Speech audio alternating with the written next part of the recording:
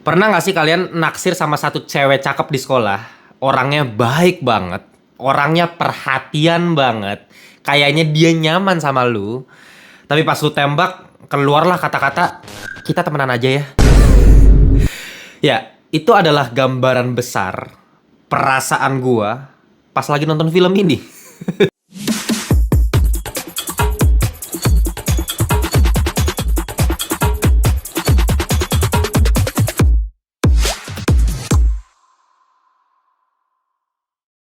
Welcome back to Ngelantur Indonesia, Skui Nonton Skip Blon. Jangan lupa kalian semua, bersama host kalian Timothy Fidealo. Kita masuk di segmen review.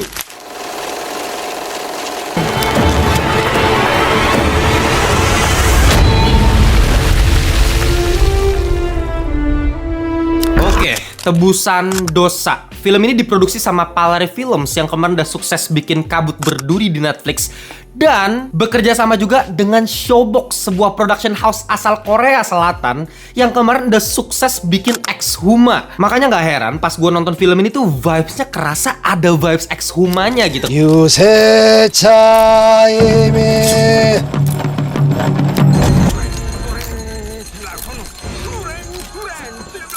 Dan di tengah-tengah film pun gue juga entah kenapa langsung keinget sama satu film berjudul 24 Jam Bersama Gaspar. Film Reza Rahadian.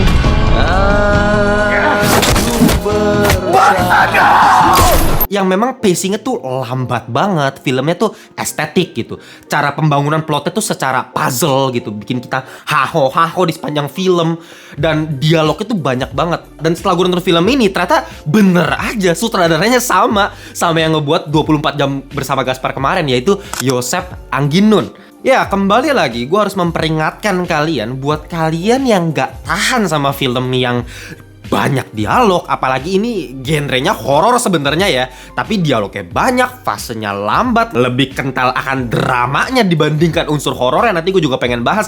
Kalau kalian gak suka nonton film-film yang seperti itu, mending gak usah nonton. Seriusan ya, ini udah gue wanti-wanti ya, ini udah gue peringatkan sekali lagi. Kalau gak suka film dengan fase lambat, dialog banyak, gak usah nonton film ini, please. Ya, kalau misalnya kita ngomongin premis cerita, film ini tuh sederhana banget. Cuman mengisahkan seorang ibu bernama Wening yang diperankan sama Happy Salma, yang dimana dia ini harus kehilangan anaknya yang masih berumur 10 tahun bernama Nirmala, yang hilang gara-gara sebuah kecelakaan yang begitu tragis. Tapi yang jadi masalah, tubuh dari Nirmala ini gak pernah bisa ditemukan. Padahal udah pakai tim SAR, udah dicari beberapa hari, tapi gak pernah bisa ditemukan. Dan itulah yang menjadi misteri dari film ini, yang perlu kita cari tahu sampai di akhir film dibongkar itu misterinya. Dan kunci dari menonton film ini adalah satu kata, sabar ya.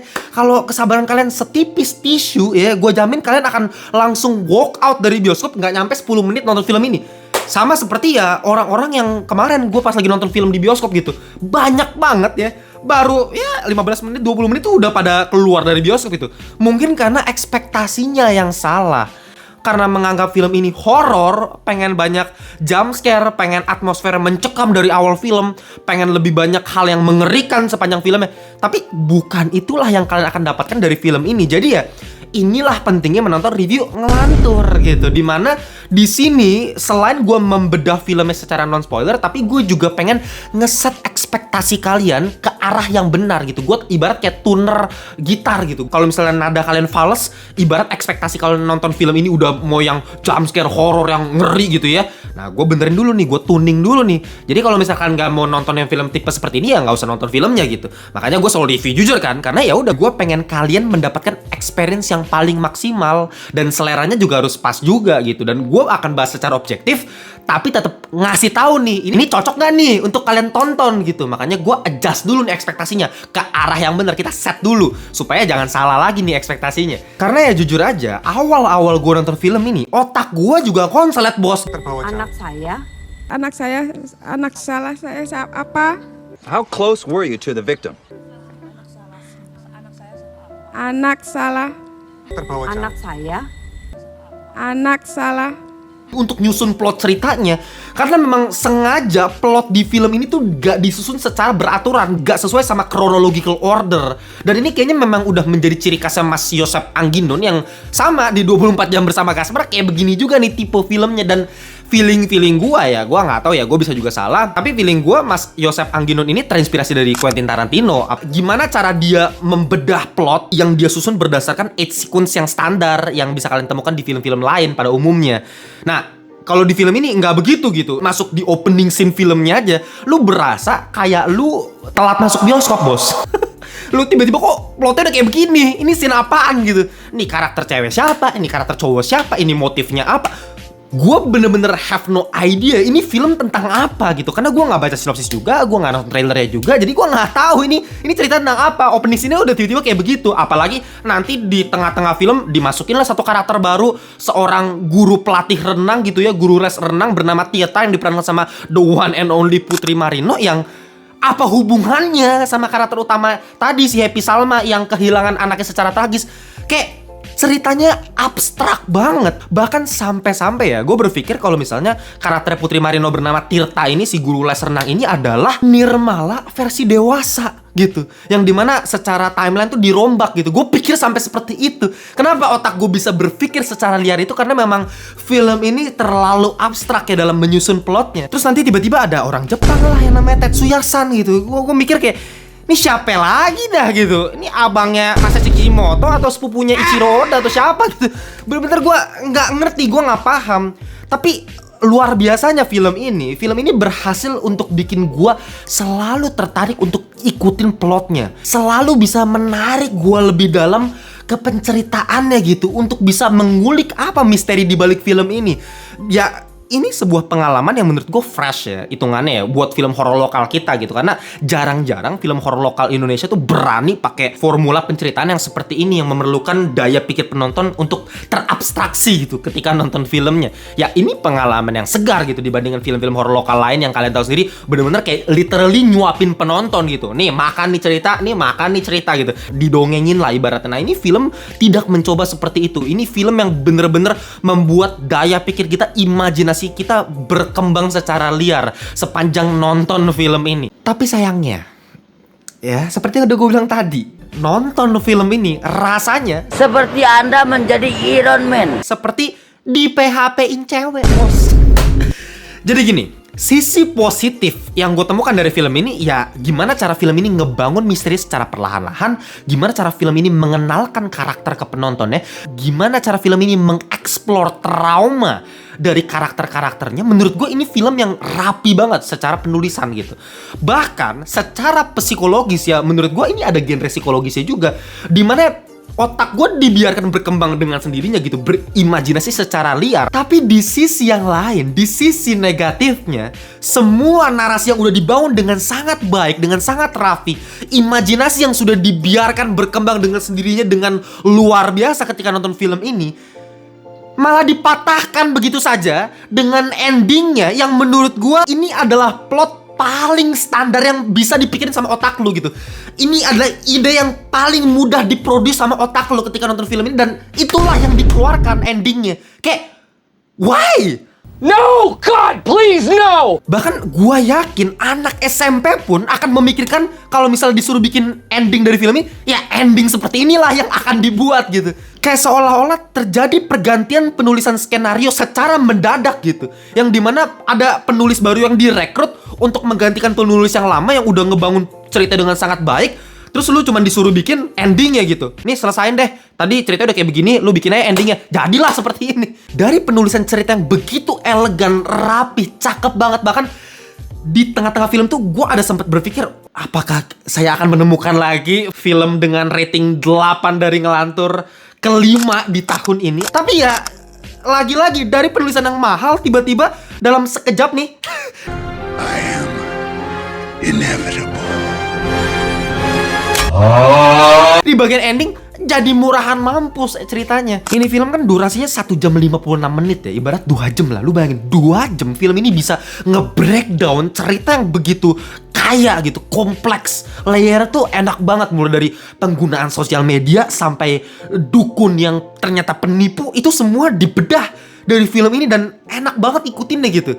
Meskipun secara premis sederhana, ibu yang kehilangan anak udah sesimpel itu, tapi layernya tuh banyak banget. Apalagi disokong sama eksekusi teknis yang bagus banget ya. Mulai dari acting ya, Sumpah ngomongin acting udah, gue nggak usah banyak ngomongin lagi dah, nggak usah baik cincong. Kalau dua lead aktrisnya aja Happy Salma sama Putri Marino, ya lu tinggal duduk anteng di bioskop ngambil popcorn, nikmatin actingnya, udah gitu doang gitu. Nggak usah macem-macem, nggak usah mikir, udah nikmatin aja. Karena memang actingnya senyaman itu nontonnya gitu. Apalagi Putri Marino udah berkali-kali gue bilang dia adalah aktris terbaik untuk saat ini yang dimiliki Indonesia menurut gue pribadi ya. Dan meskipun ini adalah debut film horor pertamanya dia, tapi di sini actingnya tuh bener-bener effortless banget men.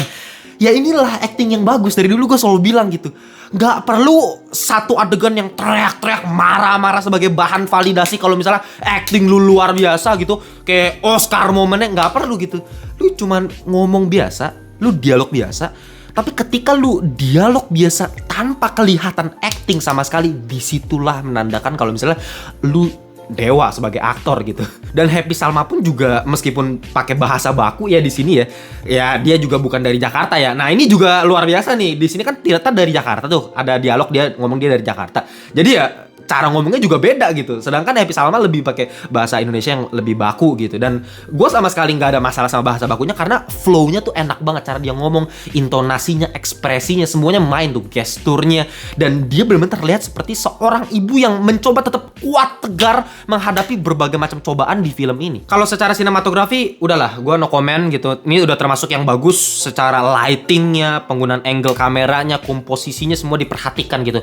Color gradingnya juga sangat nyaman di mata. Paling permasalahan gua ya kalau misalnya scene malam hari ada beberapa yang masih terlalu gelap ya, masih agak pusing ngelihatnya. Tapi ya secara overall sinematik lah, ini memang ciri khasnya Joseph Angginon, emang keren gitu kalau ngomongin secara sinematografi gitu. Sinematik lah, estetik nonton filmnya. Tapi satu aja sih sebenarnya permasalahan yang menurut gua juga salah satu yang paling fatal dari film ini, aspek horornya. Nah, ini dia. Ini penting sekali buat kalian yang pengen nonton film ini karena ini film horor. Oke, kalian wajib dengarkan perkataan gue yang satu ini. Karena menurut gue gini, aspek horor dari film ini bener-bener kayak kawin paksa sama plot utama dari filmnya. Kerasa bener-bener kepisah, separate gitu. Kayak nggak ada penting-pentingnya aspek horor di film ini. Bener-bener cuman diada-adain. Yang ibarat coba hilangkan aspek horor dari film ini, apakah filmnya akan jalan-jalan aja gitu. Jadi sama sekali nggak ada pengaruhnya menurut gue. Ada kesan supernatural gitu, bahkan ada satu adegan kerasukan yang kayak nggak ada penting-penting, yang ngapain lu tambahin adegan itu. Menurut gue film ini lebih ke arah thriller misteri aja gitu. Ngapain ngasih unsur jumpscare yang menurut gue nggak penting dengan sound effect yang lagi-lagi sound effect basi yang jadi mengurangi unsur elegan yang harusnya udah dibentuk dari plot cerita film ini kan. Apakah ini permintaan dari produser? Bisa jadi gitu. Karena gue juga udah pernah ngobrol sama beberapa produser di Indonesia ya. Kadang-kadang memang suka seperti itu ngomongnya gitu. Kalau misalnya sutradaranya punya otak kreatif nih, gue lagi ngomong sama sutradaranya, ternyata sutradaranya idenya pengen yang seperti ini gitu. Produsernya ntar, udahlah bikin kayak begini aja gitu. Itu sering kali gitu. Karena ya kalau produser kan biasa ngelihatnya dari perspektif bisnisnya gitu kan, dari uangnya gitu ya. Sebenarnya nggak ada masalah juga. Namanya juga ini industri kan, industri film gitu. Jadi memang harus diperhatikan dari sisi duitnya juga gitu. Gimana cara mendongkrak perhatian penonton dengan cara gimana kalau di film ini nambahin aja unsur horornya gitu, nambahin supernatural ya, tambahin jumpscare-nya ya. Menurut gua sih itu kayak bikin filmnya jadi kehilangan identitas aja gitu. Jadi kayak krisis identitas. Lu mau bikin filmnya jadi horor atau pengen thriller atau pengen kayak gimana sih gitu. Gue jadi agak bingung. Karena kalau misalnya dibilang gak serem sama sekali juga gak bener juga gitu. Masih ada beberapa elemen disturbing bahkan ketika gue nonton filmnya. Ketika ada orang yang kebakar kulitnya, prostetiknya keren banget, melakukan itu menurut gua adegan yang cukup ngeri. Nanti kalau nonton filmnya aja. Tapi ya di satu sisi juga ada beberapa jumpscare yang sama sekali kayak ngapain lu naruh jumpscare di bagian sini. Ya itu aja sih, menurut gue sayang banget film ini punya potensi jadi film yang bagus untuk di tahun ini, tapi menurut gue gagal gara-gara ending yang terlalu murahan dan efek horornya yang terlalu diada-adain. Final score yang bakal gue kasih, mungkin gue kasih 7/10 alias mediocre. Nyampe di tahap mediocre artinya film ini udah bisa sangat-sangat gue rekomendasikan ke kalian untuk kalian tonton. Tapi ingat, perhatikan selera. Kalau kalian nggak bisa film-film yang tadi gue udah ngomongin, gak usah nonton film ini. Kalau kalian pengen join grup Telegram, join ya, linknya udah gue taruh di bawah, link description box, tinggal diklik, gabung sama 4.000-an kelantur korps yang lain. Kita bisa ngobrolin seputar perfilman, TV series, film-film lokal, kita ngobrol aja di situ. Oke? Kita jumpa di video berikutnya. Bye-bye semuanya.